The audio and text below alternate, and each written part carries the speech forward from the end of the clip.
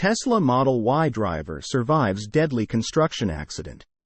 A horrific accident took place in Fort Lauderdale, Florida this past week.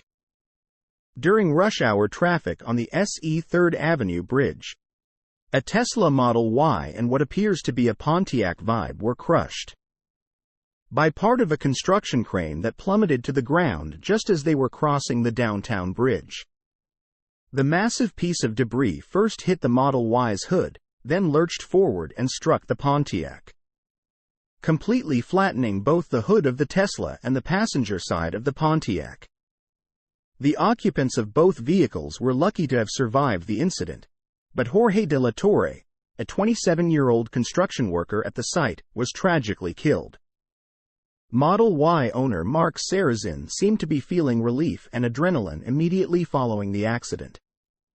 "That's my Tesla, it landed on me," the owner told a crowd of people gathering around the wreckage. "I'm 100% fine. It came from up there, I saw it coming down, it took off the front of my car. And I'm completely fine."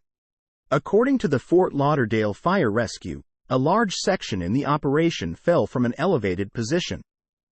One person deceased and 2 patients transported to Broward Health. "It's my understanding from the construction company that they were doing a process at the time called stepping the crane." Fort Lauderdale Fire Rescue Chief Stephen Gallen explained at a press conference following the incident. "It was not the crane per se that actually failed. It was a platform that they had equipment staged on that had failed at the time of the incident, and those items fell from the building down onto the bridge below." In a later interview with CBS News Miami, Sarrazin provided more details. "I felt above my head, peripherally something was coming. I slammed on the brakes and that's when it landed and took off the front of my car. Had I not slammed as hard as I had with my foot? I'm not here speaking to you. All my airbags went off," he continued. "And I just looked at myself and I couldn't believe that I was still alive." After the ordeal, he tended to a woman involved in the accident by using his shirt to apply pressure to her wounds. All of the survivors were just grateful to have walked away from this tragedy.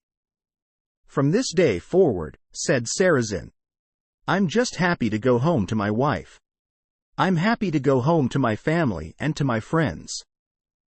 Source: reposted and summarized from Wade Malone at InsideEVS.